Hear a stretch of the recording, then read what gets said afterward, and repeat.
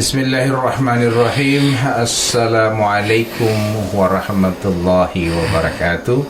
Alhamdulillah, summa alhamdulillah, pendengar Polyama Top FM dan juga Radio Cahaya FM yang sama dirahmati Allah Subhanahu wa taala. Sahur-sahur maile dunga polis suhuru. Sudah hari yang ke-6, alhamdulillah kita berucap syukur kepada Allah Subhanahu wa taala, kita masih diberikan kekuatan dan tentunya keikhlasan dalam menjalankan ibadah puasa dengan berbagai macam amal ibadah di dalamnya. Kita laksanakan dengan seikhlas-ikhlasnya. Amal apapun, senyum pun adalah ibadah. Nah itu Ustaz ya, ambil apa mau senyum saja ibadah, apalagi tersenyum di bulan suci Ramadan. Tapi jangan tersenyum kepada yang sudah punya. Karena wadah mau berikanlah senyummu kepada satu orang, tapi berikanlah cintamu kepada satu orang, kepada Rasulullah SAW. Ya, baik pendengar yang sama dirahmati Allah Subhanahu wa taala yang ada di Polyama, insyaallah sehat ya, muamila mutata mudlaa, dan juga yang ada di Cahaya FM, insyaallah kita dilimpahkan rezeki, diberikan kesempatan oleh Allah Subhanahu wa taala, dan tentunya hidayah semua yang mengajak kita, mengarahkan kita untuk melaksanakan ini adalah petunjuk hidayah dari Allah Subhanahu wa taala.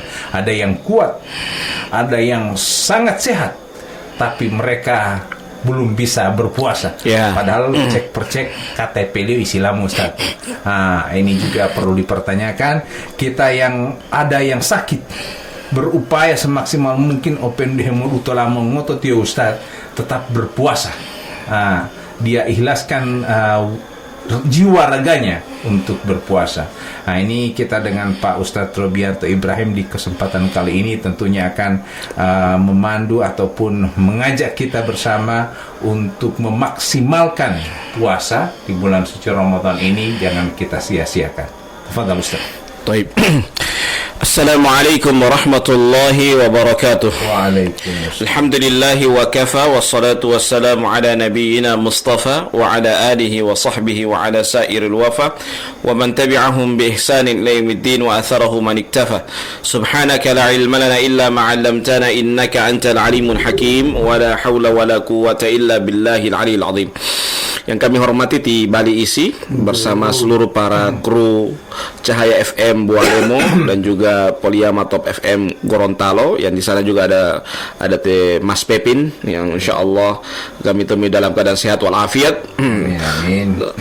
Para pendengar yang insyaallah kita semua dimuliakan oleh Allah Subhanahu wa taala. Alhamdulillah kita bersyukur kepada Allah pada pagi hari ini Allah Subhanahu wa taala masih memberikan kepada kita kekuatan, kesempatan sehingga kita bisa melaksanakan puasa di bulan suci Ramadan. Tak terasa seperenam dari bulan suci Ramadan telah berlalu. Kita masuk seperlima, juga besok hari sudah berlalu seperlima dari bulan suci Ramadan. Semoga kita dalam keadaan sehat walafiat. Amin ya rabbal alamin. Kita masih dalam pembahasan tentang orang-orang yang dirindukan surga. Kemarin kita sudah bahas dua golongan. Yang pertama adalah orang yang berpuasa di bulan suci Ramadan, dan yang kedua adalah memberikan makan kepada orang yang kelaparan. Termasuk di dalamnya kalau di bulan suci Ramadan adalah memberikan buka puasa. Yang ketiga adalah yang kita akan bahas ini adalah talil Quran, orang yang senantiasa membaca Al-Quranul Karim. Ya. Ini orang-orang yang dirindukan oleh surga. Jadi dia membaca Al-Quran bukan hanya saja sama dengan yang kita bahas kemarin. Ya, orang yang ahli berpuasa itu bukan hanya puasa wajib, tetapi dia berpuasa baik puasa wajib maupun puasa sunnah. Begitu juga orang yang membaca Al-Quran. Dia rajin membaca Al-Quran bukan hanya saja di bulan suci Ramadan, tetapi dia rajin membaca Al-Quran pada seluruh bulan dari bulan suci Ramadan. Sehingga dia benar-benar termasuk ahlul Quran wa khassatuh, orang-orang yang fokus dalam membaca Al-Quranul Karim. Jadi sebelum kita membahas mengenai orang ahlul Quran, Ustaz tadi ketemu saya dengan orang, katanya begini. Wow, di amhuto yang dirundukan surga. Lo ngelalin tu malate yang ngelai jauh tamu yang dirundukan surga. Kalau orang yang dirundukan surga itu balik mau cepat mati. Nah ini bagaimana ini Ustaz? Dia mengatakan bahwa terlalu baik dia, makanya jangan terlalu baik untuk mau cepat mati. Nah ini bagaimana ini Ustaz, sampai orang mengatakan seperti maut ini dikaitkan dengan artinya kebaikan seseorang. Artinya ulota motihua Ustaz ya. Jadi orang yang kuat minum. Tiba-tiba dia sudah sholat. Dia bilang, oh sudah mangpe mati tadi. Sudah malu orang salian. Ini bagaimana ini Ustaz? Iya, Imam Ahmad pernah berkata doa yang sangat indah dari doa dari Imam Ahmad. Beliau mengatakan, Allahumma ahyini in kanatil hayatu khairan minni. Ya Allah, hidupkanlah saya apabila kehidupan itu lebih baik untuk saya. Wa mitni, dan matikanlah saya in kanatil apabila kematian itu baik untuk saya. Ini menunjukkan kepada kita baik orang hidup dan orang mati, hidup dan mati itu yang kita cari itu yang baik itu apa? Kita hidup lebih baik atau mati lebih baik? Kalau mati lebih baik, mendingan kita mati. Kalau hidup lebih baik, mendingan kita berdoa agar Allah memanjangkan umur kita. Itu yang lebih daripada misalnya kita hidup kemudian banyak fitnah, kita banyak dosa yang kita perbuat. Ya mendingan kita mati saja supaya terputus dosa, selesai. Kan begitu. Jadi yang kita cari itu adalah kebaikan. Jangan takut dengan mati, jangan juga takut hidup umur panjang kemudian banyak dosa. Ya, yang kita takut itu adalah ketika Allah memberikan kehidupan kepada kita, umur yang panjang, malah justru itu akan menjadikan istidraj buat kita. Sanastadrijuhum min haitsu la ya'lamun. Dia diberikan istidraj oleh Allah, diberikan umur panjang oleh Allah, namun umur panjang itu justru akan membuat dia jauh dari Allah Subhanahu wa taala. Ini yang sangat berbahaya. Maka oleh sebab itu tidak perlu takut kalau misalnya kita sudah rajin sholat, tiba-tiba sudah dekat ajal, alhamdulillah, berarti sudah sampai di situ. Berarti kita diwafatkan dalam keadaan husnul khatimah. Yang awalnya mungkin orang yang ahlu miras, ya, ahlul khamar, ya, atau ahlu zina misalnya, kan kita tidak tahu. Kemudian di akhir hayatnya dia sudah rajin beribadah. Di akhir hayatnya dia sudah menjadi orang yang soleh, orang yang menjadi orang yang soleha, ya, alhamdulillah. Dan Allah, setelah dia menjadi orang yang soleh dan soleha, Allah Subhanahu wa taala panggil dia, maka dia itu menunjukkan bahwa dia menjadi orang yang baik karena dia mendapatkan husnul khotimah. Jadi lebih baik aku dapat dengan mantan preman, jangan dengan mantan ustadz. Mantan ustadz tali itu. Kalau mantan preman berarti mah ustadz. Mantan ustadz berarti mah preman. Baik, pendengar yang sama dirahmati Allah Subhanahu wa taala, ini dengan sama dikait-kaitkan juga dengan musibah. Ketika ada orang yang cukup sabar, maka dia akan makin besar musibah yang dia dapatkan. Nah, ini bagaimana ini Ustaz? Begini ya, musibah itu sebenarnya sebuah tanda bahwa dua. Pertama, teguran dari Allah, atau yang kedua, Allah mengangkat derajat seseorang. Ya. Kata Rasulullah SAW, Innallaha idza ahabba qauman ibtalahum. Sesungguhnya Allah Subhanahu wa taala apabila mencintai kepada seorang hamba, suatu kaum, maka Allah akan menguji kepada mereka. Ya, istaddal bala al anbiya thumma al amsal fal amsal, ya. Ujian yang paling terbesar itu adalah para nabi. Kemudian setelahnya yubtalar rajulu ala hasbi dinih. Seseorang itu akan diuji oleh Allah Subhanahu wa taala dengan kadar agamanya. In kana fi dinihi raqiq, ya, in kana fi dinihi salbun istaddal bala. Apabila dia dalam agamanya itu salbun, kuat, maka akan kuatlah ujiannya. Wa in kana fi dinihi raqiq, dan apabila dia dalam agamanya itu dia lembek, maka dia akan diuji sesuai dengan kadar agamanya. Jadi tidak usah takut dengan ujian. Ujian itu memang semakin bagaikan pohon, semakin tinggi pohon, maka semakin kuat juga terpaan angin. Beda dengan pohon yang pendek. Pohon yang pendek itu kurang, dia tidak akan kena angin. Tetapi kalau pohon yang tinggi, ya, semakin dia tinggi pasti semakin menjulang ke atas, maka semakin tinggi juga, semakin banyak juga ujian, semakin banyak juga terpaan angin yang dia akan rasakan. Begitulah hidup. Jadi yang diuji ini adalah orang-orang yang imannya sudah kuat Ustadz ya, Ya. artinya sudah level imannya semakin tinggi. Itu yang pertama. Yang kedua bisa juga teguran. Jadi kalau dia misalnya tiba-tiba kira-kira dia senang sekali, tiba-tiba ada ujian, ya, ada teguran, itu teguran dari Allah, ya. Bisa saya Allah sayang kepada kita sehingga Allah tegur, ya. Teguran itu jangan dijadikan sebagai sebuah siksaan, ya. Allah menegur kita, alhamdulillah Allah masih cinta kepada kita dengan Allah menegur kita, itu. Teguran itu misalnya sakit misalnya, dia tegur jangan sampai kita orang merasa bangga bahwa kita orang tidak akan pernah merasa sakit. Ya. Makanya dia tegur popongotop mayor. Ya, atau dia sudah merasa senang, semua tinggal pilih skonop, ya. Sehingga tiba-tiba sakit, ya. Padahal ini sudah merasa senang, ya. Berarti Allah sementara menegur kita. Baik. Yang ditegur Allah ini tentunya adalah orang-orang yang beriman. Ya. Nah, kalau misalnya tadi mau puasawan, memang dia mau puasawa, memberikan sedekah juga tidak, memang bunggiling bungungo dan seterusnya, dia juga bermaksiat. Tapi kemudian dia juga dapat musibah. Ya. Nah ini apakah ujian Ustaz? Begini, atau ajab? Begini ya, kalau ada seorang hamba yang dia itu awalnya rajin sholat, rajin beribadah, kemudian tiba-tiba dia sudah malas beribadah, ya. Sebenarnya dia bukan malas beribadah, tapi Allah malas melihat wajahnya. Jangan sampai demikian, ya. Kita rajin sholat, ya. Kita rajin sholat itu, ingat bahwa kita rajin sholat itu bukan karena kita kuat, tetapi itu karena hidayah.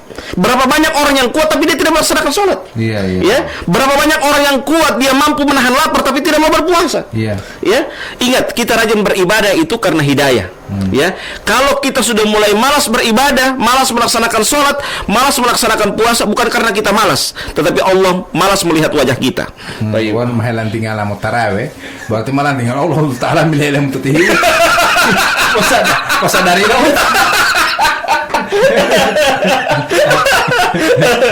tapi Allah tidak seperti itu ya. Tapi saya kembali kepada tadi. Jadi kalau orang yang sering bermaksiat dengan melanggar semua perintah Allah, tapi dia kemudian dapat musibah, ini ujian atau apa ini Ustaz? Kalau dia rajin ajab. Iya, Allah itu sebenarnya kalau dia rajin beribadah, kemudian tiba-tiba ada ujian, ya, itu berarti Allah sementara memberikan ujian kepadanya. Dia bisa kuat atau tidak? Ya, tapi kalau orang yang artinya orang yang durhaka, orang yang suka bermaksiat, dia kena artinya kalau dia orang durhaka seperti itu, berarti itu adalah sebuah teguran agar dia bisa kembali. Atau ajab. Antara dua. Kalau azab itu mungkin dia sudah taraf, sudah tidak bisa kembali lagi. Tapi kadang juga kalau seperti halnya di kaum Nabi Lut misalnya. Iya, kalau kaum Nabi Lut itu memang itu sudah menjadi menjadi suatu kebiasaan bagi mereka, sehingga mereka itu kan Nabi Lut itu kenapa dinamakan Nabi Lut? Karena di masa Nabi Lut itu kaum liwat. Kaum liwat itu apa? Yang memang kaum Sodom, ya, kaum Sodom yang memang cinta sesama jenis, ya, sehingga dinamakan kaum liwat. Ya kan tulisan Lut itu kan lam waw to, ya, sehingga kalau pekerjaan mereka kaumnya itu juga lam waw alif ditambah alif dengan to, jadi kaum liwat, ya, liwat namanya. Jadi sehingga dinamakan dengan kaum liwat karena apa? Karena sehingga yang nabi yang datang kepada mereka itu adalah Nabi Lut yang memang menegur kepada mereka pada kaum liwat tersebut. Jadi diajab oleh Allah Subhanahu wa taala, sama dengan juga kaumnya Nabi Musa, Firaun dan rekan-rekannya diazab oleh Allah Subhanahu wa taala.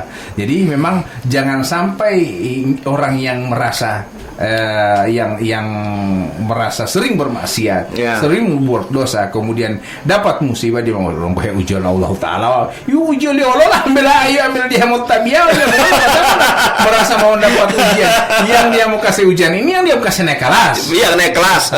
Jadi kalau misalnya dia orang yang ahli maksiat seperti itu sebenarnya Allah menegur dia. Dia mau kembali atau tidak? Dua pilihan. Hidup itu adalah pilihan dan masing-masing pilihan itu punya resiko masing-masing. Jadi ketika Allah menegur kita, kita mau pilih. Pilih mana? Kita mau kembali atau semakin kita berbuat maksiat. Lah musuh guru malam itu guru Allah datang ke dunia. Kalau dia malah langsung pilah telia pakai mata tali tiga emang mau tahu lu narak. Karena biasa lu tahu wah itu serta kamu lima betul ya mah putu tola-tola wale. Karena dia lagi tidak sadar mabuk-mabuk sebenarnya akhirnya kan dia jatuh sakit. Ya.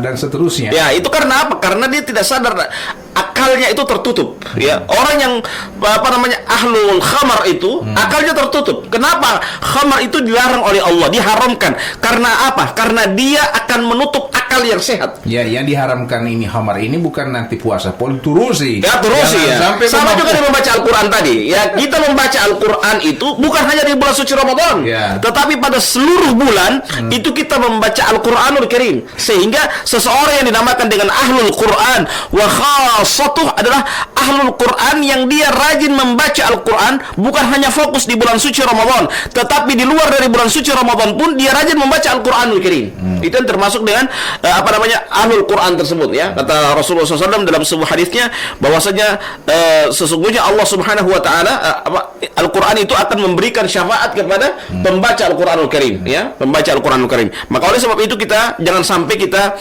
mengurangi semangat kita dalam membaca Al-Qur'anul Karim tersebut. Ya, minimal pada bulan suci Ramadan minimalnya paling indikia itu kita bisa menghatamkan walaupun cuma satu kali. Ya. Artinya sesibuk-sibuknya kita karena khususnya orang yang punya kepadatan aktivitas tapi nunggu PN tamu hatamu. Tapi ada orang mengatakan sudah yang penting lo baca lo qul huwallahu 3 kali. Hatam Quran itu. Bagaimana itu Ustaz?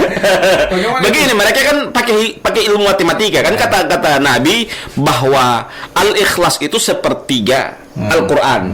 Artinya kalau 3 kali berarti satu Al-Quran. Itu maksudnya. Itu kali-kali mereka. Sehingga baca 3 kali sama dengan menghatamkan Al-Quranul Karim. Sama dengan orang yang sholat subuh, sholat sunat subuh. Sudah lebih baik daripada dunia dan seisinya. Sudah mau dia sholat sunat subuh itu baru mata di ultima malu. Sama juga dengan begini, Pak. Biasanya kan orang hitung-hitungan. Dia bilang begini, kalau sholat di Masjidil Haram itu 100.000 kali sholat dibanding sholat di luar dari Masjidil Haram. Ya, sehingga dia berpikir, saya mau umroh saja, sholat di Masjidil Haram, pulang ke Masjid tidak mau sholat. Karena sholat 100.000 kali pahalanya sama dengan dibanding di luar dari di luar dari Masjidil Haram tersebut. Ya, ini menunjukkan bahwa yang dia 100.000 kali itu bukan kewajibannya, tetapi 100.000 kali itu pahalanya. Artinya apa? Dia sholat di Masjidil Haram itu pahalanya 100.000 kali lipat dibanding sholat di masjid yang lain di luar dari Masjidil Haram. Artinya ketika dia sholat bukan berarti setelah dia sholat di sana hilang kewajiban dia untuk melaksanakan kewajiban, bukan begitu. Artinya adalah ketika dia sudah selesai dia mendapatkan pahala 100.000 kali lipat seperti itu. Baik Ustaz, karena ini mengenai membaca Al-Quran, saya ingin bertanya apakah membaca Al-Quran ini kita harus wudhu dulu, apalagi kita punya aktivitas sehari-hari, tiba-tiba saja dalam perjalanan kita kemudian mau membaca Al-Quran, ataupun harus mengambil tempat tertentu untuk baca Al-Quran, atau bagaimana Pak Ustaz? Iya, kalau membaca Al-Quran itu afdolnya atau lebih utamanya itu adalah kita berwudu. Itu afdolnya atau lebih utamanya. Ya, supaya apa? Supaya pada saat kita membaca Al-Qur'anul Karim, kita membaca Al-Qur'anul Karim itu dengan khusyuk. Ya, yang pertama itu. Yang kedua, kita memastikan bahwa diri kita dalam keadaan suci karena kita telah berwudu. Ya, yang ketiga, kita juga memastikan bahwa tempat yang kita duduk untuk kita membaca Al-Qur'anul Karim itu adalah tempat yang suci. Ya, jangan sampai justru kita sudah berwudu kemudian kita duduk di tempat yang tidak suci, menyebabkan juga akan batallah wudu kita karena kita duduk di tempat yang bukan tempat yang suci tersebut. Maka oleh sebab itu, ketika kita membaca Al-Qur'anul Karim, kita alangkah lebih bagusnya, afdalnya atau lebih utamanya kita membaca Al-Quran itu dalam keadaan kita berwudu.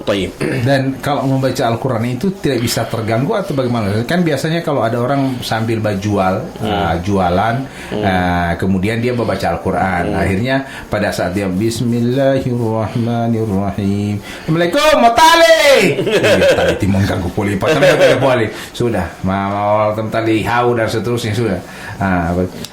Alhamdulillahirabbil alamin. Assalamualaikum Mutali. Akhirnya bagaimana ini Ustaz? Bagaimana seperti itu sebenarnya tidak apa-apa. Itu sebenarnya tidak apa-apa. Yang penting dia betul-betul istiqomah, ya. Dia betul-betul istiqomah dalam itu artinya bukan orang yang membeli itu bukan mengganggu. Tetapi ini artinya orang yang membaca Al-Qur'an ini baik. Baiknya apa? Dia mengisi waktu-waktu yang long dia daripada dia cuma duduk-duduk menjaga warung, ya, duduk-duduk dalam menjaga jualan. Mendingan dia isi dengan membaca Al-Qur'anul Karim. Ini adalah suatu hal yang baik sekali bagi orang yang penjual itu, karena dia mengisi waktu-waktu yang lowongnya itu, waktu-waktu yang kosong itu dia isi dengan membaca Al-Qur'anul Karim. Membaca bukan mendengarkan Ustaz, ya. Karena ada juga yang dia dengar sambil membaca. Biasanya sopir lagi sopir, dia hafal itu surat Al-Baqarah misalnya, dia surat atau di ayat terakhir, dia di ayat terakhir Al-Quran juz 30 dia hafal. Kemudian pas dia mobil dia sudah masuk juz 30. Dia ada orang ngaji, dia putar misalnya Ustadz Sudais, dia putar di tape di mobil, kemudian dia dengarkan sambil dia ikuti sama-sama sampai dengan selesai surat juz 30. Apakah ini termasuk dari membaca Al-Quran? Dia termasuk membaca Al-Quran. Dia kan itu termasuk dia murojaah. Dia mengulang-ulang hafalannya. Ya, mengulang-ulang hafalan, dan mengulang-ulang hafalan sama dengan membaca. Ya, sama dengan membaca Al-Qur'anul Karim. Jadi membaca Al-Qur'an tidak mesti harus dia baca Quran, ya. Tapi dia membaca itu kan berarti dia membaca dalam bentuk hafalannya. Karena dia sudah hafal, dia ikuti terus apa yang dia dengar di rekaman itu, kemudian diikuti terus sehingga dia sama dengan membaca Al-Qur'anul Karim. Harus diikuti terus, jangan sampai ada yang terlewat. Iya, betul. Kan dia langsung ada pidip, langsung berhenti. Langsung berapa ayat dia pada kemarin berapa surat. Pendengar yang sama dirahmati Allah Subhanahu wa taala, memang bulan puasa turunnya Al-Qur'an, dan di mana kita diharapkan untuk bisa memperdalam membaca dan juga terus memperdalam Al-Qur'an, mencintai Al-Qur'an, supaya tidak hanya di bulan suci Ramadan kita membaca Quran itu sendiri. Jangan sampai Quran hanya kita cintai di bulan suci Ramadan, setelah Ramadan kama utama tulamari mampur pehu dan seterusnya. Akhirnya kita tidak termasuk orang yang dirindukan oleh surga itu sendiri, karena satu persyarat daripada orang yang dirindukan oleh surga adalah orang yang mencintai Al-Quran. Dan ini ada juga, sudah saya sering mendengar ada juga surah tertentu yang kalau kita baca bisa menolong kita di kubur, misalnya surat Al-Mulk, Ustaz. Nah, ini bagaimana? Iya, ada hadis-hadis khusus tentang masalah ini. Iya. Hadis-hadis khusus. Tetapi itu hanya memberikan pertolongan kepada orang yang kita bacakan surah-surah itu. Misalnya surah Al-Waqi'ah, surah Ar-Rahman, surah Al-Mulk. Makanya orang yang membaca Al-Quran di kubur itu cuma 3 surah itu. Ya, cuma 3 surah itu, Al-Mulk, Ar-Rahman, surah, ada yang juga surah Yasin. Tidak ada yang sering mengamalkan surah Al-Mulk sebelum tidur. Sebelum tidur, iya, memang itu. Surah Al-Mulk sebelum tidur. Itu akan menolong dia dari azab kubur. Iya. Atau Al-Waqi'ah juga dia sebelum tidur. Itu sebuah hal yang memang ada hadis-hadis khusus tentang masalah itu. Surah Yasin, ya, itu ada hadis-hadis khusus. Tapi dalam artian bukan hanya sekedar dia mengamalkan, tetapi alangkah bagusnya dia tadabbur juga ayat-ayat itu, supaya memang benar-benar jangan sampai itu yang saya bilang tadi, ya, sebelum-sebelumnya, jangan sampai kita seperti di era Belanda, ya, emperdomen, tapi dia tidak tahu apa itu kata emperdomen. Dia baca ini, dia hanya tahu bacaannya, tetapi dia tidak tahu apa maknanya. Itu maksud saya.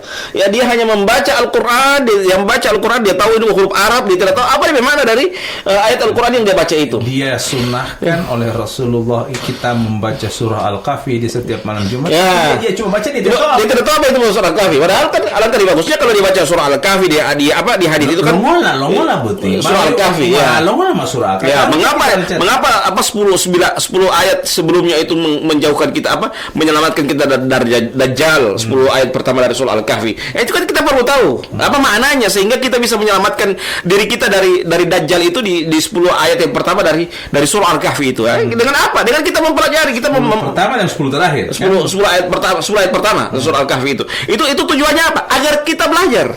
Jangan cuma sekedar tiap malam Jumat saya baca surah Al-Kahfi, surah Yasin, surah Yasin. Padahal karena dia terbiasa dengan surah Yasin, ketika orang meninggal dunia, dia bacakan surah Yasin. Tidak salah juga baca. Tapi apa di dalam surah Yasin apa? Litundzira man kana hayya. Ya, bahwa Al-Qur'an itu memberikan peringatan bagi orang yang hidup, bukan peringatan bagi orang yang mati. Ya. Jadi itu maksud saya, bahwa Yasin itu juga kita harus ambil tadabbur. Ya, dalamnya litundzira man kana hayya, bahwa Al-Qur'an itu peringatan bagi orang yang hidup, bukan peringatan bagi orang yang mati. Itu maksudnya. Jadi memang ada surah-surah tertentu atau ayat-ayat tertentu yang ada hadisnya untuk kita amalkan, kita bacakan dan kita hayati. Betul. Contoh juga dengan ada akhir surah Ali Imran yang kita baca setelah bangun tidur. Itu Ustaz ya. Inna fi khalqis samawati wal ardi wa ikhtilafil laili wan nahari laayatin lil albab. Itu kita baca pada saat kita bangun tidur. Ya, itu kan lebih bagus. Alladzina yadhkuruna Allah qiyaman wa qu'udan. Itu kan orang-orang yang beriman kepada Allah itu apa? Alladzina yadhkuruna Allah qiyaman wa qu'udan. Orang yang berzikir kepada Allah qiyaman wa qu'udan. Dia dalam keadaan berdiri dan duduk, wa ala junubihim, dan berbaring. Wa yatafakkaruna fi khalqis samawati wal ard, dan dia berfikir tentang ciptaan dari Allah Subhanahu wa taala. Ini kan bagus kalau kita tahu maknanya. Tapi kalau kita tidak tahu maknanya, seperti kembali ke zaman Belanda itu.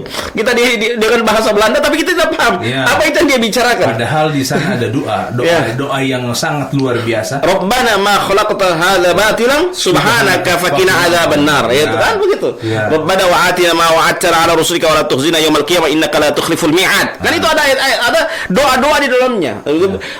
Juga Rabbana la tuzigh qulubana, itu saja di surah ini, itu surah Ali Imran. Rabbana la tuzigh qulubana ba'da idh hadaytana wa hab lana min ladunka rahmah innaka antal wahhab.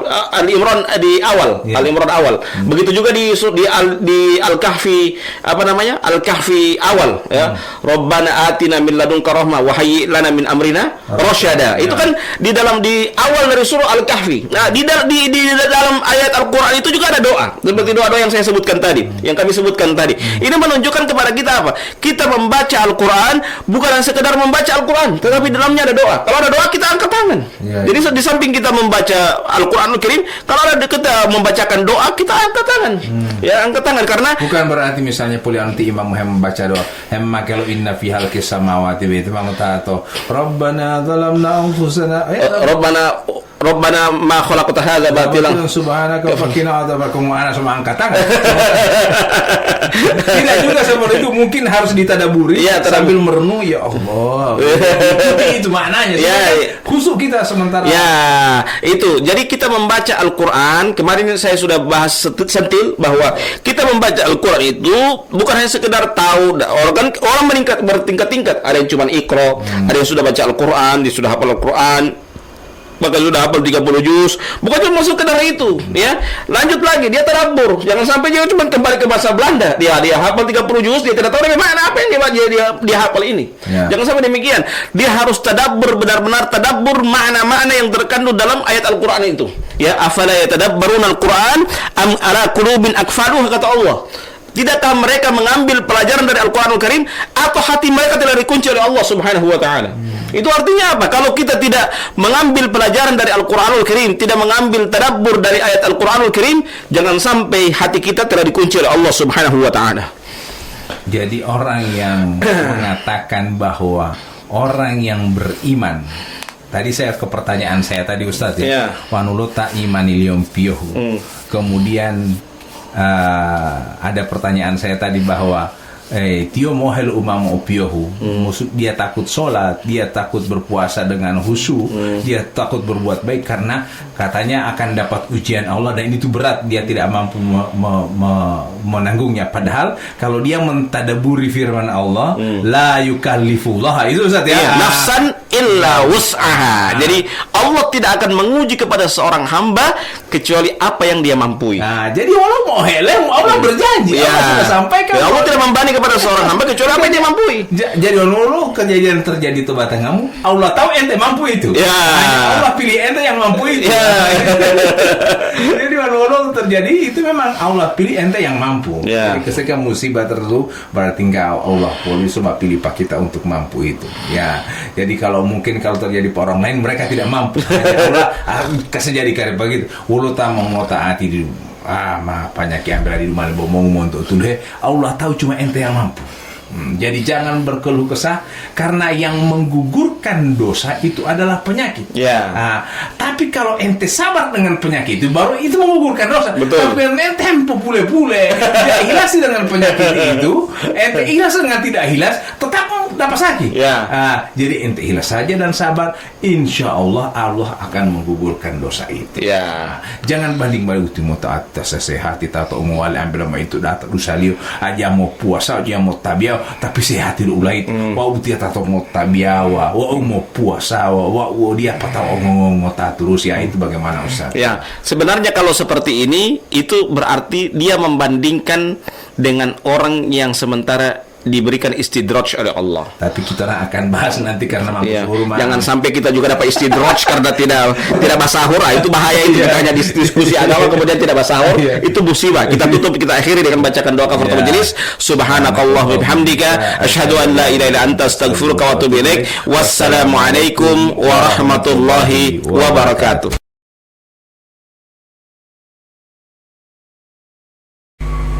Sahur indeng gomo melata hituluhe wantamahi ulah di rumah para lupol.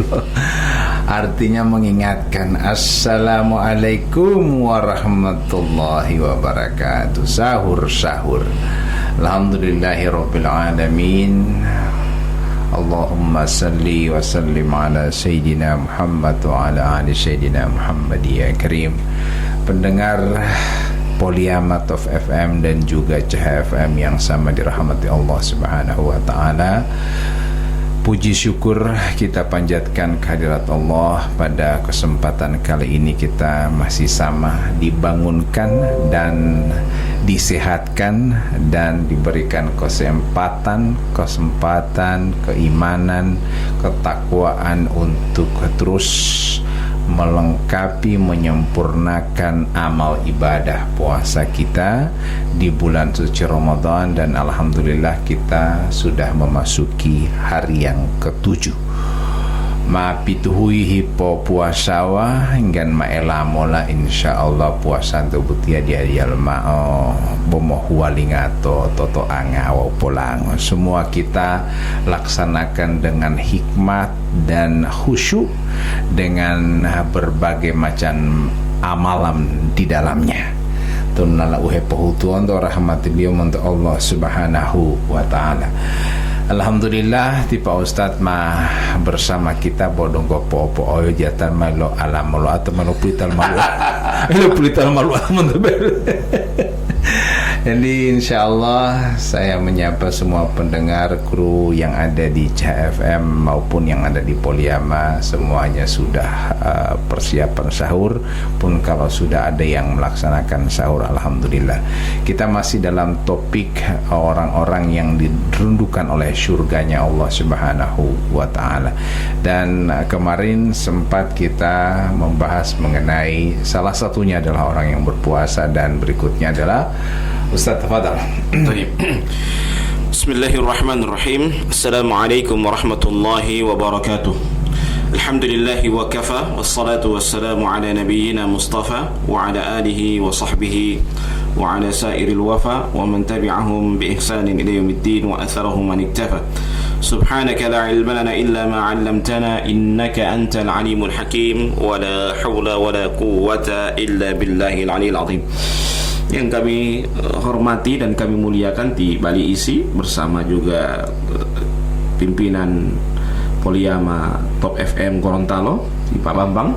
Iya. Ya, yang kami muliakan juga para kru semua yang sempat hadir, yang barusan pulang dari bangun sahur, dan juga yang sementara para pendengar yang sementara mendengarkan kami dialog pada pagi hari ini yang penuh dengan kedinginan dan penuh dengan kengantukan, terutama juga takmirul masjid. Ya, takmirul masjid yang sementara stay juga sahur dan juga membangunkan para jemaahnya untuk bangun sahur. Tidak sedikit juga Ustadz ada yang bersahur bersama keluarga, tapi ada juga yang sahur di kantor.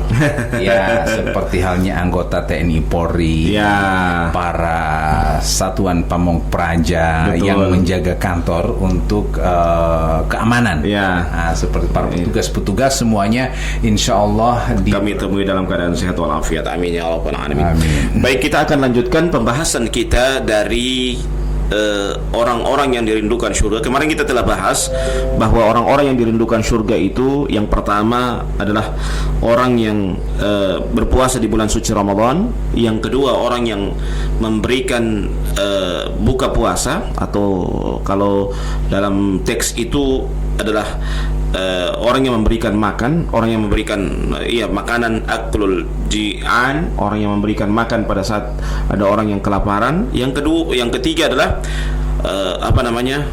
talil Quran, orang yang membaca Al-Quran Karim. Kemarin kita sudah bahas tentang membaca Al-Quran, namun kenapa kita mengkaji kembali tentang orang-orang yang membaca Al-Quran? Karena Al-Quran ini sangatlah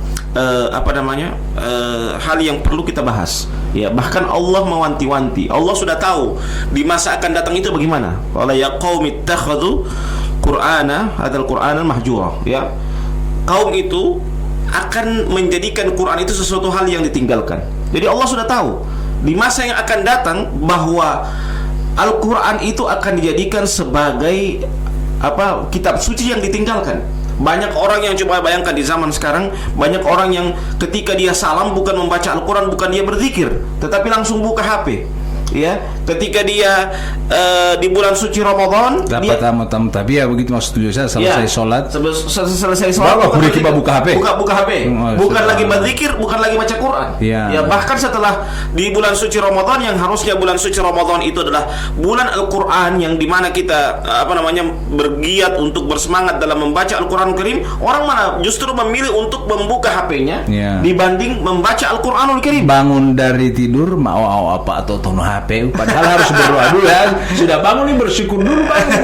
Bagaimana mau langsung makan uluma tapi bawa angalua. Ya, makanya dalam satu kaidah itu mengatakan apa? Al-wasail laha ahkamul maqasid. Ini wasail, wasilah. Ya, sarana itu hukumnya sesuai dengan apa tujuannya. Jadi orang tanya, Ustadz, apa hukum menggunakan HP? Balik bertanya, ente menggunakan HP ini untuk apa? Gitu. Tujuan kita menggunakan HP itulah hukumnya. Kalau dia mempergunakan untuk membaca kebaikan, men-share kebaikan, maka dia berpahala. Tapi kalau dia pakai untuk HP ini untuk menggibahi orang, dia pakai untuk malah justru jauh dari Al-Qur'anul Karim, maka ini sesuatu hal yang akan mengenakan dosa kepadanya. Itulah yang harus kita, orang kalau tanya apa hukum bermain HP, kita balik tanya, kita gunakan untuk apa itu HP itu? Ya, Dungu himau itu Pepin. Karena Pepin yang bertanya itu, boleh bermain HP kalau puasa Ustaz? Jadi DP jawaban Ustaz? Tergantung tujuannya. Kalau dia bermain game, dia pakai bermain game dari pagi, katanya supaya Ustaz supaya orang dapat lupa itu lapar. Kalau bu anak-anak masih mungkin dibangun Ustaz ya. Artinya anak-anak kan untuk menghibur dia supaya. Tetapi anak-anak pun kita harus didik, kalau waktu sholat suruh berhenti. Jangan anak-anak justru sholat dia bermain terus. Main terus itu HP, dia lupa bahwa sholat itu adalah suatu ibadah yang sangat tinggi dibanding puasa. Ya, coba bayangkan kalau kita melihat kisah dari Isra dan Mi'raj Nabi Muhammad SAW. Ya, kalau amalan-amalan yang lain Allah Subhanahu Wa Taala berikan kepada Rasulullah SAW itu di muka bumi, tetapi amalan sholat itu diberikan oleh Allah Subhanahu Wa Taala kepada Nabi Muhammad SAW pada saat Nabi Muhammad SAW melaksanakan Isra dan Mi'raj. Ini menunjukkan kepada kita bahwa betapa mulianya, betapa pentingnya seseorang melaksanakan sholat dibanding dia berpuasa. Maksudnya apa? Jangan sampai orang hanya memilih untuk berpuasa kemudian dia tidak sholat. Itu maksudnya. Ya, ada orang bilang saya cuma berpuasa saja tapi tidak mau sholat. Abu tiap puasa mau tahun UPN dah. Kalau tabia kan nguhui pen jam tabia jam ngolah. Tadi itu. Coba lihat. Ini dari kejadian Isra dan Mi'raj juga. Kita ambil pelajaran bahwa kalau kita mengerjakan sholat karena Allah itu memberikan ibadah sholat itu kepada Rasulullah SAW pada saat beliau melaksanakan Isra dan Mi'raj, maka ketika kita mengerjakan sholat karena sholat itu diterima oleh Rasulullah SAW di langit, ya, ketika beliau melaksanakan Isra dan Mi'raj, maka kalau kita mengerjakan sholat maka pahalanya tinggi. Sebaliknya, kalau kita meninggalkan sholat maka dosanya juga paling besar. Ya, Openutio puasa lah. Ya. Wanutio di puasa Ustaz, kemudian tidak melaksanakan sholat, apakah Jadi puasanya itu tetap sah? Puasanya sah. Tapi kalau baku hitung pahala, men. Ya. Baku hitung pahala, men.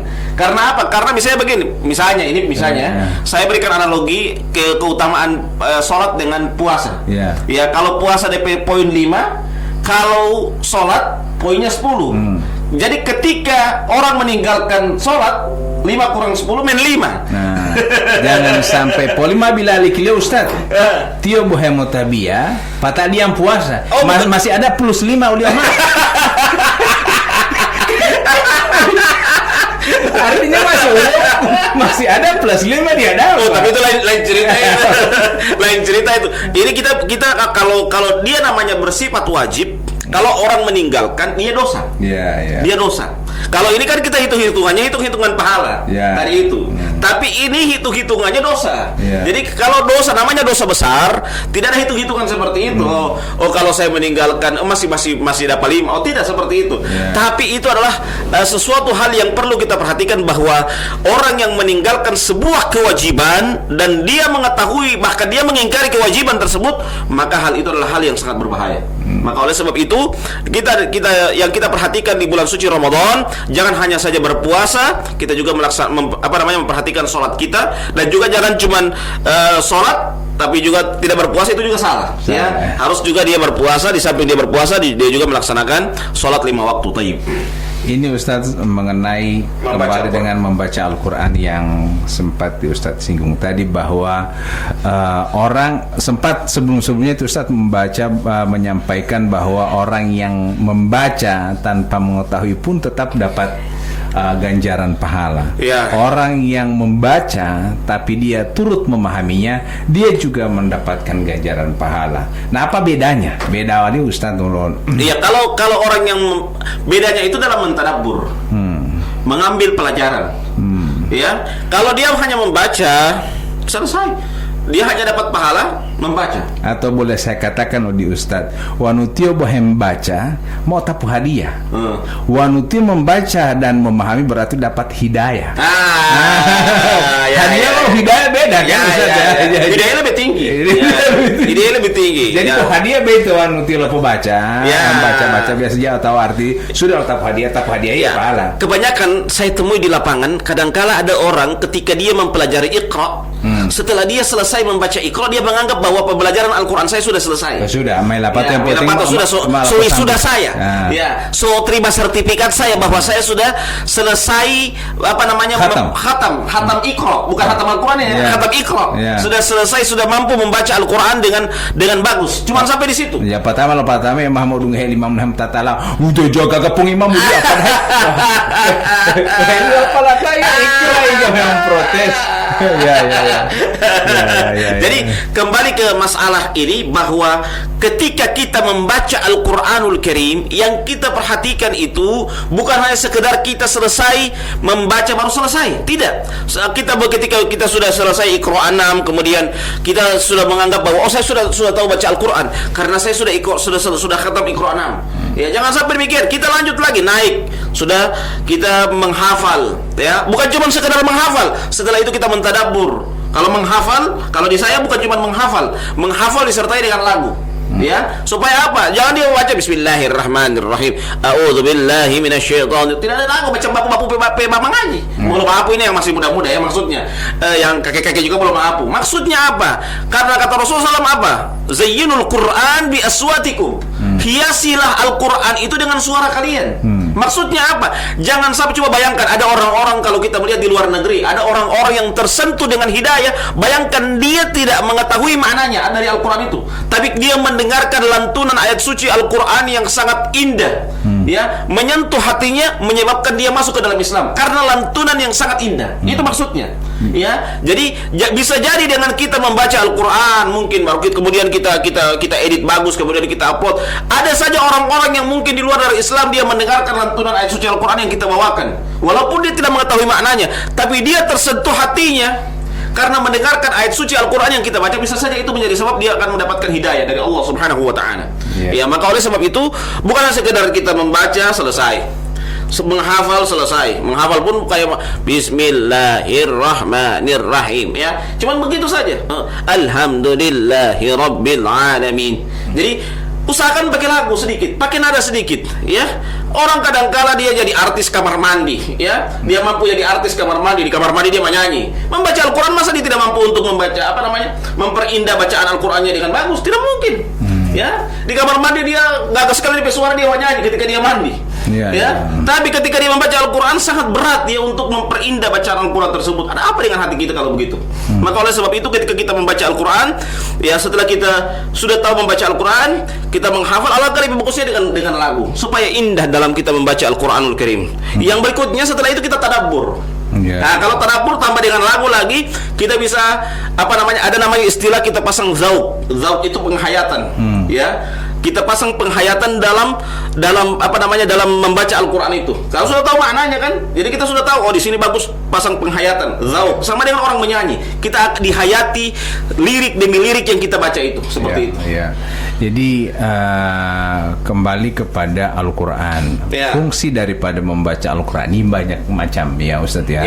Jadi orang yang misalnya contoh bisa menjadi syafaat buat kita ketika kita meninggal, Ustaz, ya. Iya, katakan kata Rasulullah SAW apa? Iqra'ul Quran fa innahu ya'ti yaumal qiyamah syafi'an li ashabi. Bacalah Al-Quran, karena Al-Quran itu akan datang kepada kita syafi'an li ashabi, akan memberikan syafaat kepada orang-orang yang membaca Al-Quranul Karim.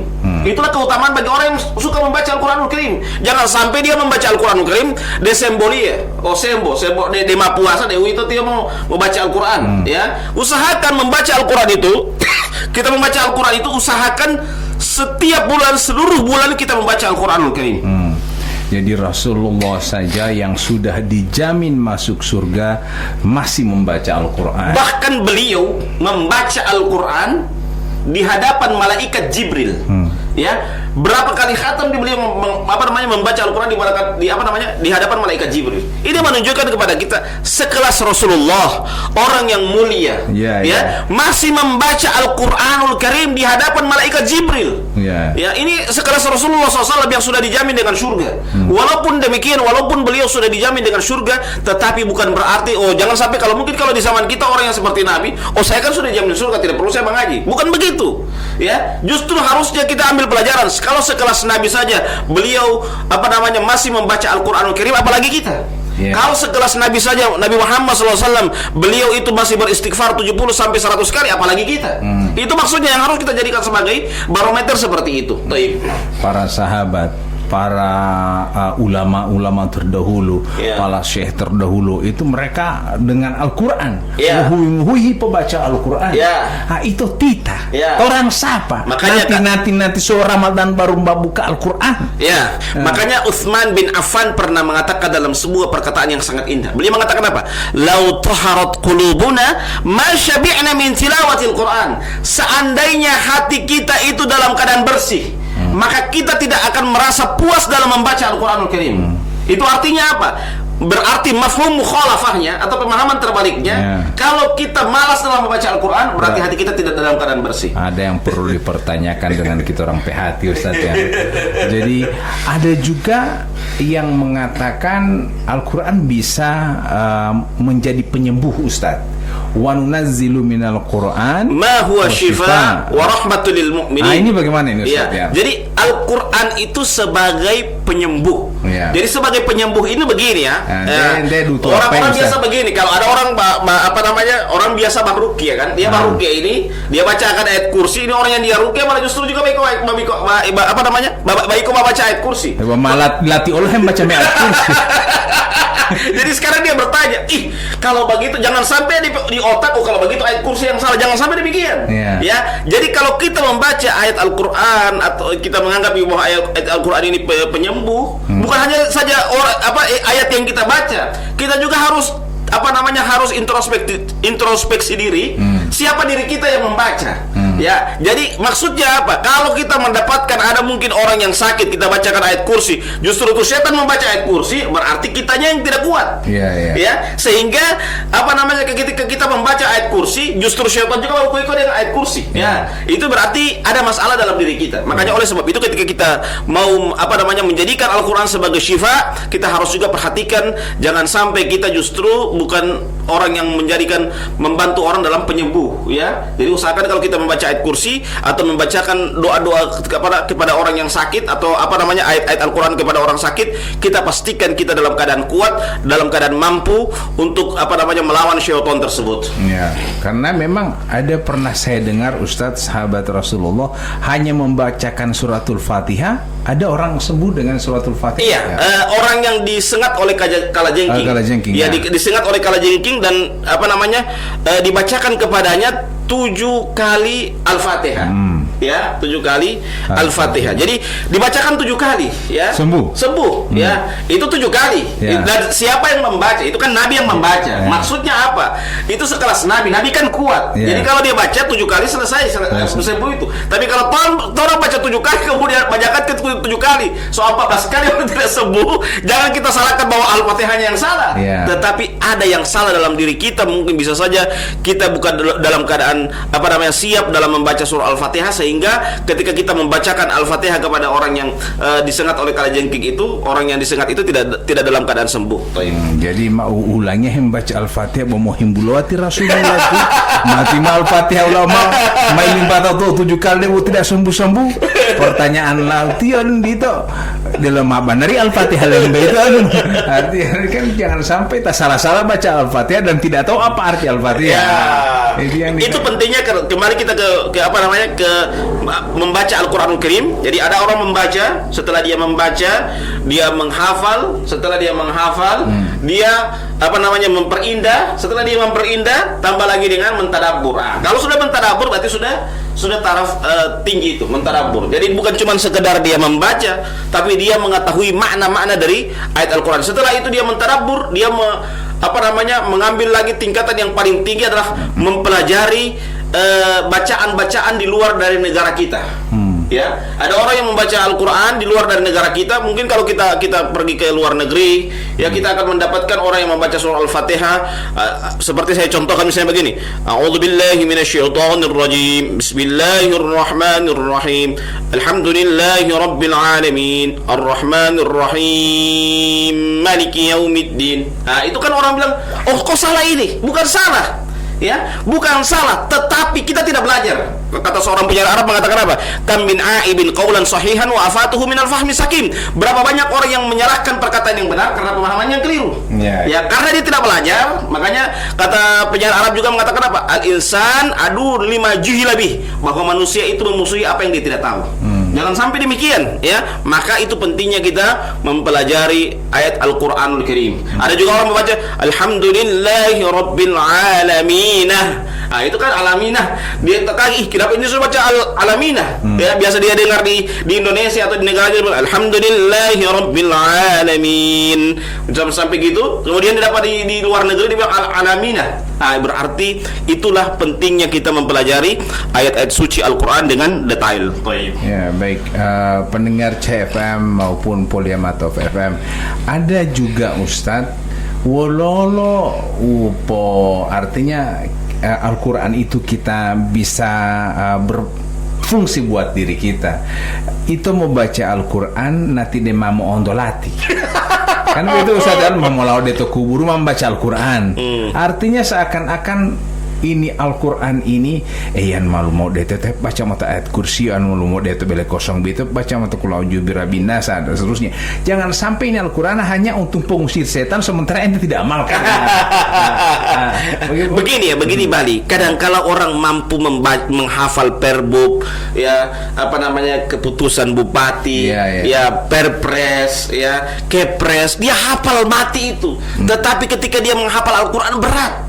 Ya, kadangkala orang mampu untuk menghafal pasal-pasal dengan turunan-turunannya, tetapi dia tidak mampu juga mentadabburi ayat Al-Qur'anul Karim. Cobalah luangkan sedikit. biar cuman 5 sampai 10 menit untuk tadabbur sedikit pagi-pagi itu. Masukkan aura yang baik pagi-pagi ketika kita masuk kantor. Alhamdulillah di Bualemo, Kabupaten Bualemo, setiap pagi itu alhamdulillah kita sebelum masuk ke kantor setengah delapan itu kita barcode dulu, barcode mengaji. Di samping kita absen siap juga kita barcode mengaji. Ya. Ini menunjukkan alhamdulillah di Kabupaten Bualemo, alhamdulillah bukan berarti insya Allah kabupaten yang lain juga ada. Pas dia bakas sekali ya barcode lo Pertamina.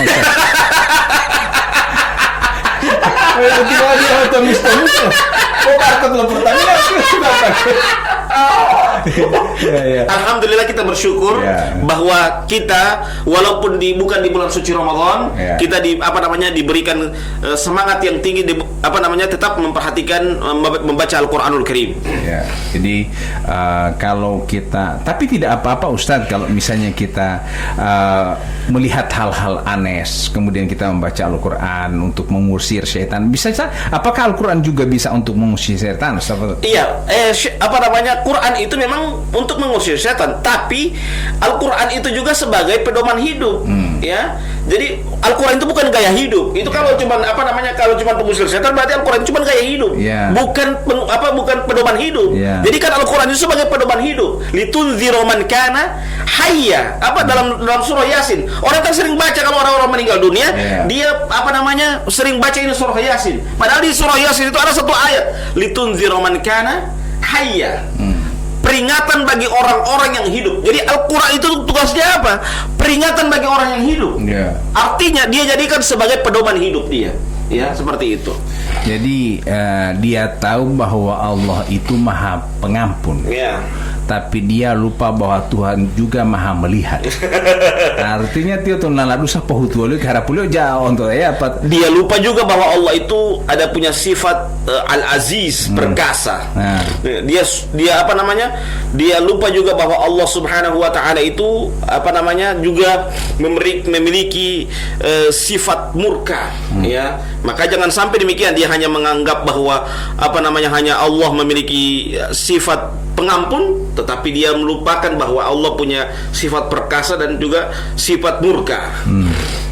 Baik pendengar yang sama dirahmati Allah Subhanahu wa taala, kita perbanyak untuk membaca Al-Qur'an di bulan suci Ramadan ini. Sudah hari yang ke-7.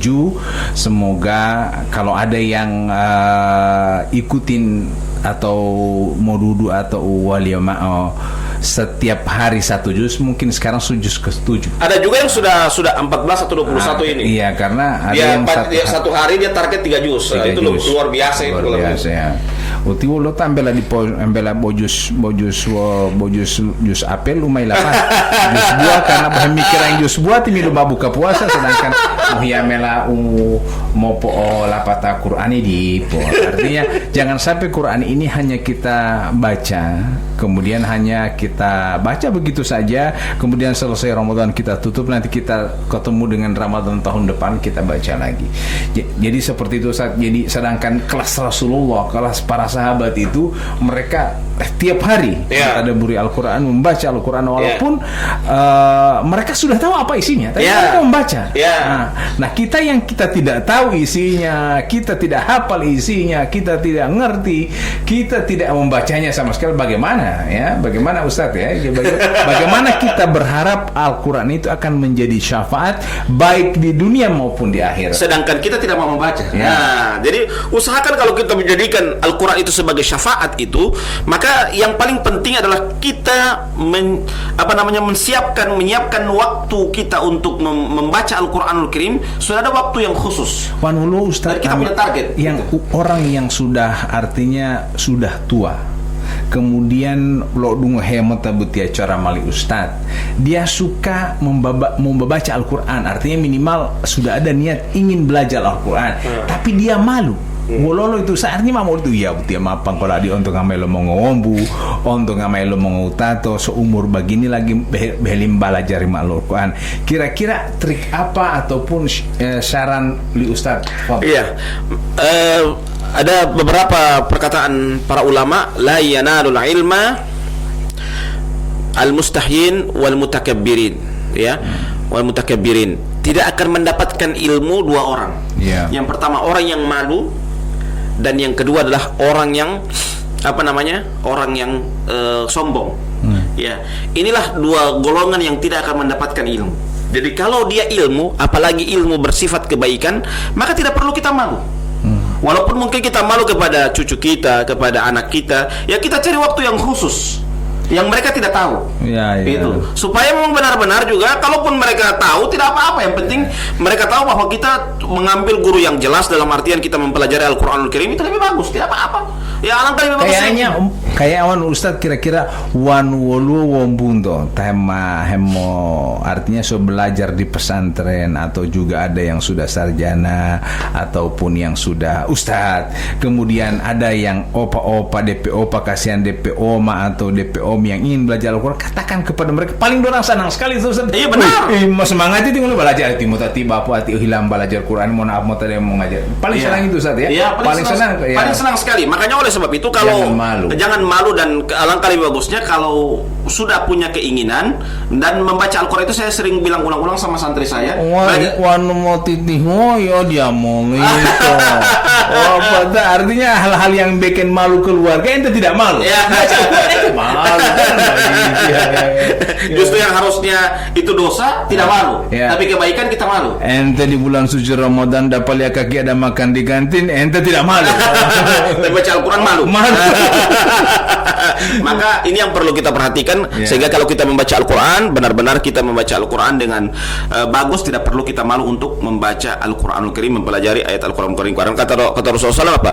Khairukum man ta'allama Al-Qur'ana wa 'allama. Sebaik-baik kalian adalah orang yang mempelajari Al-Quran dan mengajarkannya. Ya, insya Allah kita semua dibimbing, diberikan hidayah oleh Allah Subhanahu Wa Taala untuk terus belajar membaca Al-Quran. Kalaupun kita malu dengan tetangga, masih ada kita bisa menggunakan ini. Tadi kan tuh Ustaz bilang kita bisa menggunakan HP untuk hal-hal yang positif. Jadi kan ada juga di lewat aplikasi online dan lain-lain.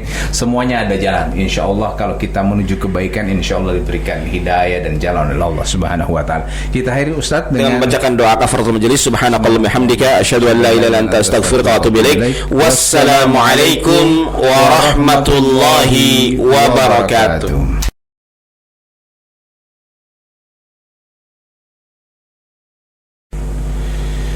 Sahur-sahur mamusuhuru mengutata mengudla'a alhamdulillahi rabbil alamin. Masalamu pongpe. Assalamualaikum warahmatullahi wabarakatuh.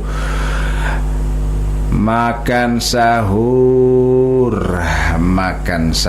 Dia makan sayur. Kan makan sayur tiada oleh mama hari ke-8. Jadi menu semakin berkurang Ustaz. Ya. Ustaz. Yo. Alhamdulillah rabbil alamin. Betul-betul. Alhamdulillah kita sudah memasuki hari yang ke-7 Ustaz. Para pendengar hari ke-8. Hari ke-8 ya? Oh iya, madi do tatama buti ai puasa ti mahem yang gimao, mahem palutao. Bo insyaallah amal ibadah semakin diperbanyak.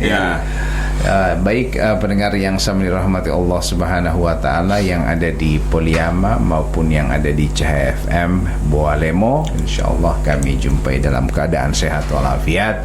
Dia bohi popo data lo itohu pulita mota puasa mo pulita lo dia lo ma mota pundo ingkilal ma buti umo itohu. Mari kita fokus untuk beramal ibadah. Semoga puasa kita lalui dengan ikhlas, fokus dan khusyuk, dan juga membawakan kita menjadi insan yang bertakwa. Amin ya rabbal alamin.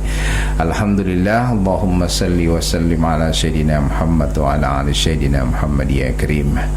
Jadi Ustadz, hari yang ke-8 ini kita kembali dengan topik, tapi tafadhal Ustadz. Baik. Assalamualaikum warahmatullahi wabarakatuh. Alhamdulillahi wa kafa, wassalatu wassalamu ala nabiyyina Mustafa wa ala alihi wa sahbihi wa ala sairil wafa wa man tabi'ahum bi ihsanin ila yaumiddin wa atharuhum man iktafa. Subhanaka la ilma lana illa ma 'allamtana innaka antal alimul hakim wa la haula wa la quwwata illa billahil aliyil azim. Para pendengar Cahaya FM Boalemo dan juga Poliama Top FM Gorontalo yang insya Allah kita semua dimuliakan oleh Allah Subhanahu Wa Taala. Alhamdulillah kita bersyukur kepada Allah pada hari ini, di pagi hari ini kita masuk pada hari yang ke-8 dari bulan suci Ramadan. Semoga kita semua insyaallah dalam keadaan sehat walafiat, amin ya rabbal alamin. Salawat beriring taslim kita haturkan kepada junjungan kita Nabi Allah Muhammad sallallahu alaihi wasallam, kepada keluarga beliau, sahabat beliau, dan insyaallah curahan rahmat tersebut akan sampai kepada kita selaku umatnya yang komitmen dan konsisten dengan ajaran yang dibawa oleh beliau. Para pendengar yang dimuliakan oleh Allah Subhanahu wa taala, kita lanjutkan pembahasan kita dari orang-orang atau golongan yang dirindukan oleh surga. Di antaranya adalah hifdzul lisan, orang yang menjaga lisan, ya. Jadi orang yang menjaga lisan itu sesuatu hal yang sangat penting sekali, ya. Makanya Rasulullah sallallahu alaihi wasallam mengatakan dalam sebuah hadisnya, "Man kana yu'minu billahi wal yawmil akhir", barang siapa yang beriman kepada Allah dan hari akhir, falyakul khairan awil yasmut, maka hendaklah dia berkata yang baik atau diam. Jadi lihat, bayangkan, menjaga lisan ini berkaitan dengan keimanan. Man kana yu'minu billahi wal yawmil akhir falyakul khairan, barang siapa yang beriman kepada Allah dan hari akhir, maka hendaklah dia berkata yang baik. Jadi artinya apa? Kalau dia tidak berkata yang baik, berarti itu dipertanyakan keimanan dia kepada Allah dan hari akhir, ya.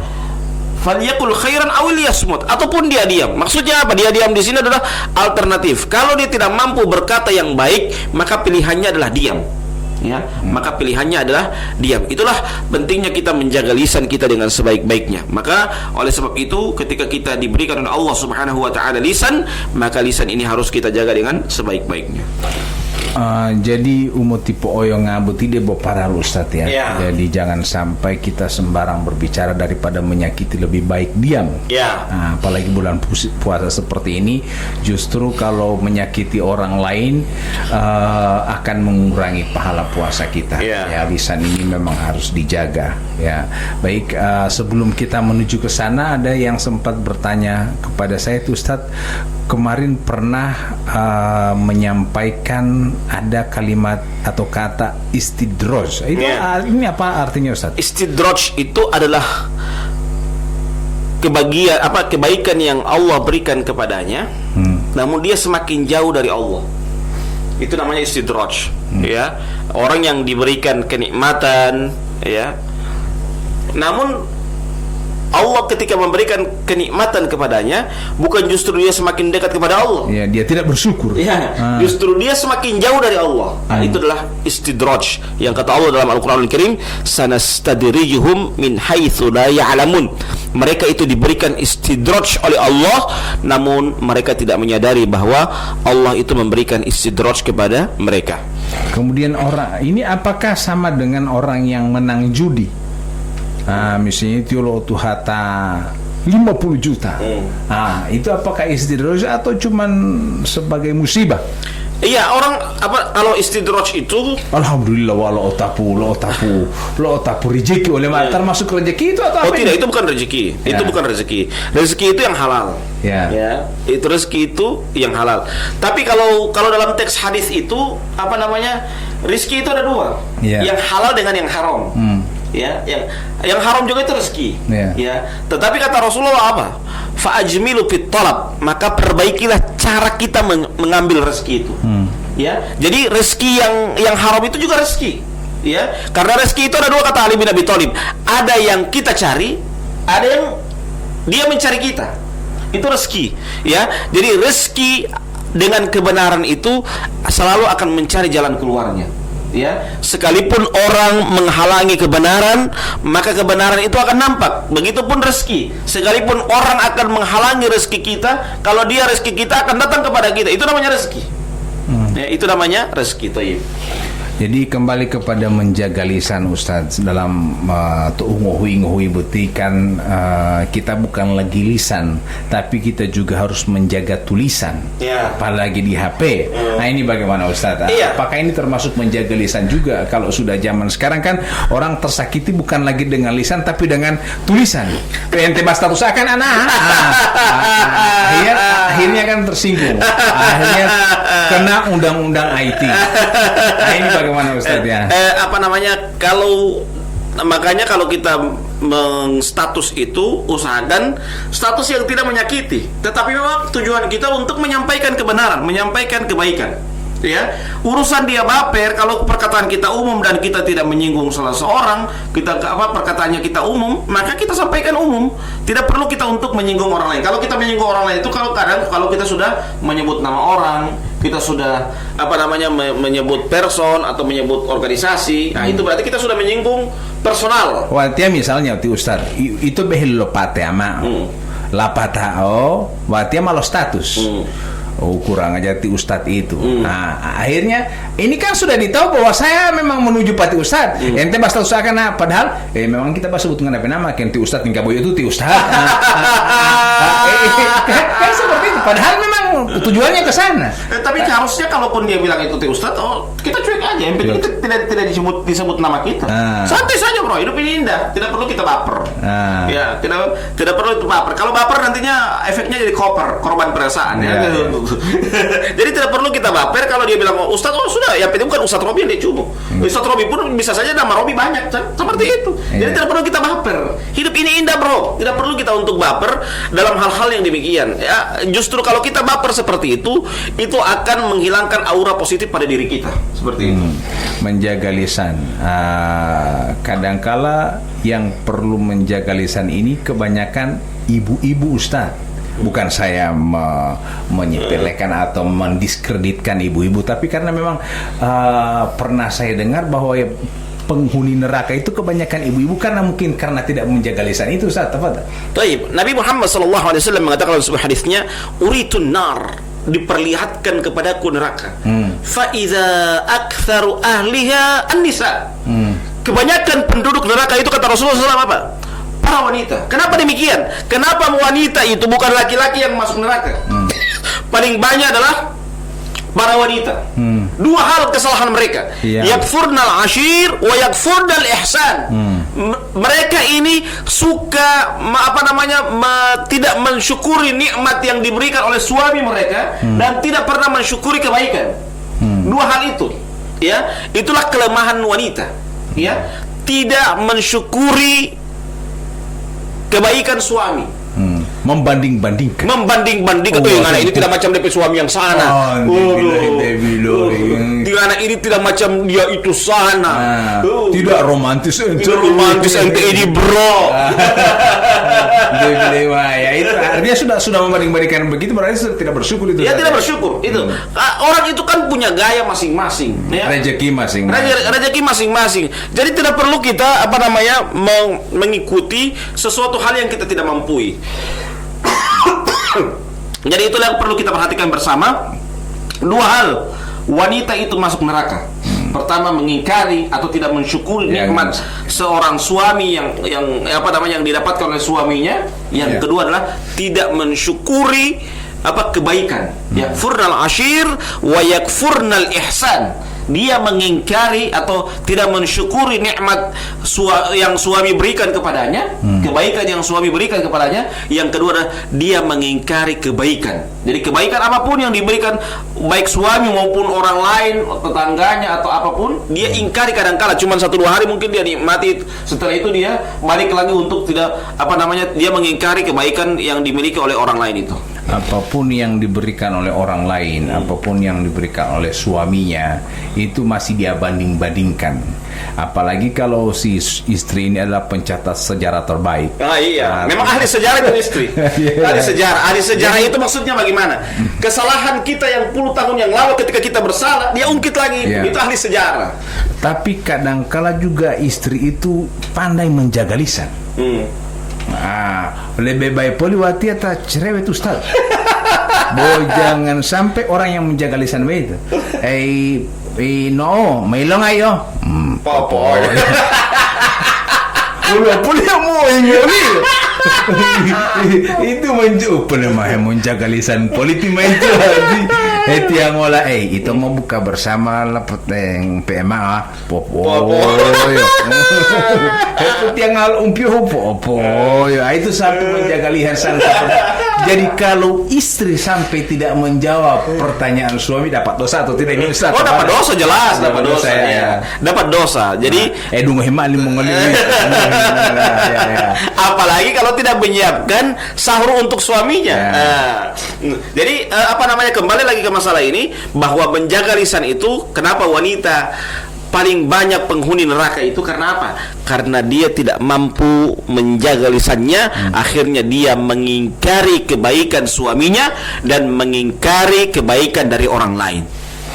Nah, ini ada sebuah perkataan bahwa mengingatkan manusia untuk berhati-hati dalam berbicara karena setiap perkataan akan dipertanggungjawabkan. Nah, ini bagaimana Ustaz? Dan juga dicatat oleh malaikat. Iya. Iya, itu benar itu. Ya, benar bahwa ma yalfidhu min qaulin illa ladaihi raqibun atid. Ya, tidaklah apa yang keluar dari lisan kita, lafaz kata-kata yang akan keluar dari lisan kita kecuali akan dicatat oleh raqib dan atid. Ya. Open bo hemo hinting abo itu Nah, itu dia mau dicatat itu bisa. Kira-kira dicatat itu. Dicatat itu kalau tujuan kita untuk menghibur. Ya, berarti dicatat kebaikan itu. Tapi kalau pas sindir berarti untuk keburukan itu. Otawa muta kikio ate mutik bodem tika panjang. Otawa muta muisa muta budo. Tika putih. Budo. Itu penghinaan atau orang itu kayak tuh ibu ada mau tika putih. Sama dengan begini nih, kadang-kadang kan orang dengar bahwa Nabi itu kan memanggil istrinya ya Humairah, wahai yang putih kemerah-merahan. Ini dia bapaknya ini karena dia bilang saya ikut Nabi, tapi DP istri so tua, dia panggil yang Humairah. Ini mahibur atau mahina ini? Jadi kasih jelas. Maksudnya apa? Kita memanggil juga itu usahakan yang sepadan lah, yang sesuai dengan apa yang dia miliki itu. Oh iya. Jadi yang cocok jangan panggil ya Humairah. Ya, baik pendengar yang sama dirahmati Allah Subhanahu wa taala, menjaga lisan memang perlu, tapi kadangkala kalau kita ada yang mengatakan bahwa mulutmu juga harimaumu, Ustaz. Iya. Bagaimana maksudnya itu? mulutmu harimaumu itu adalah lisan ini kadangkala akan bisa menerkam orang lain. Ya, dalam artian akan bahkan menerkam dirinya sendiri. Walinya ada batangan lelo hilau itu Ustaz. Iya. Bodol tamu melalui tinggal-tinggal ya Ustaz. Ya, atas ya. Meludah ke atas. Ya, akhirnya juga akan jatuh kepada kita. Ya. Itulah keburukan. Keburukan itu apa yang kita buat, ya. Itulah ada pepatah mengatakan apa yang kita tanam, kita juga yang akan menuainya. Jadi, kalau kita menanam kebaikan, maka kita akan menuai kebaikan. Sebaliknya, kalau kita menanam keburukan, maka kita juga akan menuai keburukan. Yang manakah kita? Maka itu adalah pilihan. Hidup itu adalah pilihan, dan masing-masing pilihan memiliki resiko masing-masing. Baik. Memang untuk menjaga lisan dijaga baik-baik. Kita pun kalau menjenguk orang sakit jangan sampai jujur. Ya. Mau tadi tamu menjaga lisan mamut polel lo banari buti mamong tadi tamani bos 1 minggu ilate. Menjaga lisan sebenarnya dia bilang ke sana kalau mau bilang Ustaz tamani ibu silih hati. Padahal sebaliknya. Kalau berkunjung juga saya biasa begini. Biasanya kalau orang sakit begini buat 3 hari. Ya. Baru kalau saya ada sakit Ustaz, kalau Ustaz bilang tamani uti botol hui ilolah heli. Kalau saya yang sakit bilang kita petaman Allah bilang begini tidak perlu mbak tunggu 1 hari. Sekarang saya mau tampilkan. sekarang saya mau tampilkan. Tidak, maksudnya kan maksud saya begini kan, kadang-kadang kan kalau kita bilang itu yang begini cuma 3 hari, 3 hari itu 3 hari langsung sembuh, maksudnya sembuh, ya. Bukan 3 hari langsung mati. Ente kalau minum ini obat luar biasa, tapi akhirnya tidak sembuh. Jadi menjaga, kan ini termasuk menjaga lisan, tapi menjaga lisan ini tidak selamanya harus berbohong atau berkata benar. Kadang-kadang kita orang berbohong bisa menolong orang lain. Iya, begini, dalam Islam itu ada namanya tauriyah. Di zaman Nabi Muhammad SAW ada orang yang memang dia meminta pertolongan kepada Nabi. Ya, orang itu dikejar oleh musuhnya. Dia kejar, dia lewat sama Nabi. Tapi dia pesan sama Nabi, jangan bilang saya lewat di sini. Nah, Nabi juga tidak mau berbohong. Cara Nabi apa? Nabi pindah 1 langkah ke tempat yang satu. Dia tanya, kamu lihat si A lewat di sini? Cek lontong kamu tuh tata-tata yang lihat itu. Apa dia jawab? Sejak saya di sini saya tidak melihat. Berarti betul. Jadi terlihat berbohong tapi tidak berbohong karena Nabi pindah tampak. Karena dia mau melindungi. Dia melindungi, tidak pindah tampak. Jadi kedengaran berbohong padahal tidak. Itu maksudnya. Jadi Nabi ketika dia lewat itu kan, Nabi lewat, apa namanya, orang itu yang dikejar itu lewat, dia pesan sama Nabi, wahai Nabi jangan kesampaikan bahwa saya ini lewat di sini. Nabi berpikir kalau dia bilang begini, kalau sementara Nabi di tempat sini berarti Nabi berbohong. Ya, Nabi pindah satu langkah, taks. Jadi setelah dia pindah satu langkah, ya, orang itu yang mengejar itu tanya, kamu lihat si A lewat di sini? Sejak saya di sini saya tidak melihat. Itu benar. Ya, seakan-akan berbohong tapi pada hakikatnya itu tidak berbohong. Ini termasuk dalam kaidah namanya, ini termasuk tauriyah. Tauriyah itu terlihat berbohong padahal dia tidak berbohong. Baik, mendengar yang sama dirahmati Allah Subhanahu wa taala. Wanu misalnya Ustadz ulo talah hintu puasa tadi mau tadi. Tahu tu dia puasa. Tapi karena malu namai ditihimam buka bersama, kira-kira mau dapat dosa saya kalau misalnya saya katakan aja puasa tali. Tidak tidak bisa begitu juga. Itu urusan dia berpuasa dengan tidak, itu kan urusan dia dengan Allah. Ya, urusan dia dengan Allah. Jadi jangan sampai kita justru akan mendapatkan dosa atau mengurangi pahala kita hanya karena membicarakan orang lain yang tidak berpuasa. Biarkan dia tidak berpuasa, itu urusan dia dengan Allah Subhanahu wa taala. Membicarakan orang lain atau mau baik mau buruk juga harus dipertimbangkan. Ya. Jangan sampai menyakiti dirinya. Ya. Itu yang perlu dicatat bersama. Ya. Umo piohu upos sambe onto. Ya. Atau umo leto upos sambe onto. Jangan sampai dia ini yang sampai ke sana ini mau menyakiti DP perasaan. Ya. Kadang kalau orang harus disampaikan juga untuk supaya sakit DP perasaan itu. Dilihat ote. Supaya kita orang menjaga lisan, tapi kalau kita orang jaga-jaga terus, justru dia injang-injang. Kadang-kala kebenaran juga itu harus kita sampaikan dengan cara yang agak tegas. Itu itu Ustaz. Karena kata Allah, inna sanulqi 'alaika qawlan tsaqila. Bahwa kita ini memang kadang-kala kebenaran itu memang qawlan tsaqila, sesuatu perkara yang sangat berat. Jadi perkataan yang sangat berat seperti ini juga harus kita jaga bersama. Jangan sampai justru kita ini juga agak lembek dalam menyampaikan kebenaran tersebut. Usahakan kalau kebenaran yang kita sampaikan, usahakan benar-benar kita menyampaikannya itu dengan cara yang juga kalau dia kebenaran dan banyak orang yang menentangnya, kita harus memperlihatkan ketegasan supaya orang tahu bahwa itu adalah sebuah kebenaran. Ya, jangan justru karena kebenaran yang kita sampaikan kemudian kita takut dalam menyampaikan, justru orang akan merasa bahwa dia dalam keadaan benar padahal dalam keadaan salah. Karena apa? Karena cara kita menyampaikan kebenaran juga terlalu lembek. Usahakan kita menyampaikan kebenaran juga dalam keadaan tegas juga supaya orang tahu bahwa itu adalah sebuah kebenaran yang kita sampaikan itu. Lisan juga Ustadz, orang bisa mengatakan bahwa biasa orang katakan bahwa lisan juga bagaikan pisau bermata dua. Atau ita lali itu tuh tiba lelet. Mau dungga oli Ustadz puji-puji hati-hati Ustadz. Medungga made ngawaliti Ustadz heleto lantia. Dan seperti itu. Ini bagaimana ini Ustadz? Ini sangat berbahaya. Berarti ini adalah dzu wajhain, orang yang memiliki dua wajah. Pisau bermata dua. Ya. Ini lisan yang berbahaya ini Ustadz. Ya. Ular mulai itu Ustadz. Atau istilah orang biasanya ular yang punya kepala 4. Duduk kepala 2 mau patol ular kepala 4 si apa di dulu ya maka utol itu ya mau lo kepala 4 tidak kan berarti ular ini di ujung di zoom di ujung sana sekarang masuk di 4 seberapa ekor ular berkepala, maksudnya apa? Ular berkepala 4 itu maksudnya adalah dia memang mau melibas kita, segala macam kebaikan yang kita miliki dia habisi. Itu namanya ular berkepala 4 ya. Artinya ketika di kepala yang satu dia dia kenyang, dia merasa kenyang, ada kepala yang satu siap untuk menerkam lagi. Ada kepala yang satu siap menerkam. Makanya ular bukan lagi ular kepala 2, sudah ular kepala 4. Dia mau menghabisi kita dengan kebaikan-kebaikan yang kita miliki terlalu banyak, dia akan habisi dengan dia menggunakan kepala 4 itu. Dan ini sangat berbahaya. Iya. Bisa menyebabkan ya yang namanya orang berteman bisa bermusuhan. Benar sekali. Orang suami istri bisa bercerai. Benar sekali.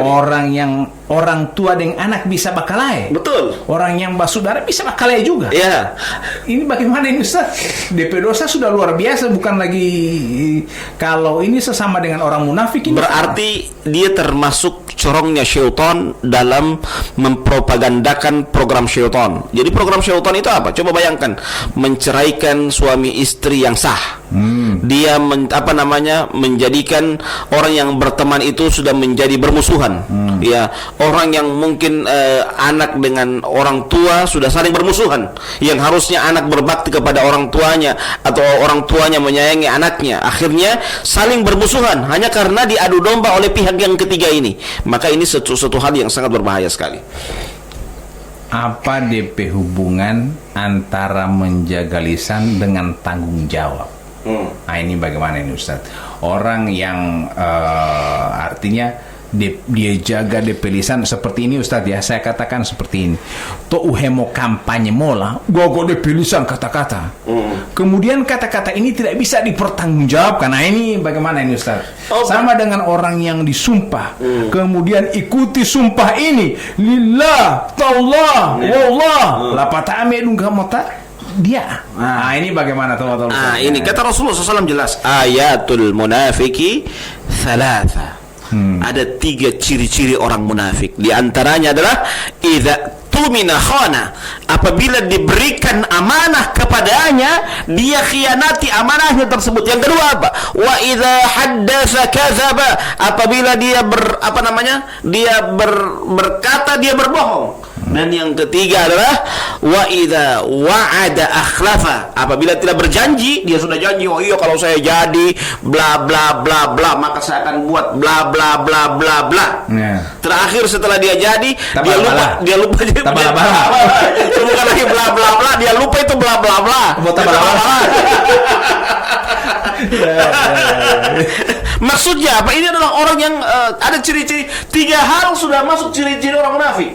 Apabila dia berkata dia berbohong kan itu. Yang kedua apabila dia berjanji dia ingkar janji, kan dia ingkar janjinya itu. Dan yang ketiga diberikan amanah dia khianati amanah itu. Pas, lengkap sudah, perfect. Perfect munafik ya. Seperti itu. Maksudnya apa? Jangan sampai demikian. Ya, kalau kita diberikan amanah oleh saudara kita untuk menjadi wakil rakyat, usahakan kita benar-benar juga menjadi orang-orang yang amanah, diberikan amanah tersebut. Ulu tamu alim bisalah Ustaz. Ini sudah selesai, tapi kemudian orang yang keseharian dia memang kuat cerewet. Karena setelah mendengarkan tauziah ini Ustaz, dia kembali mengontrol lisannya.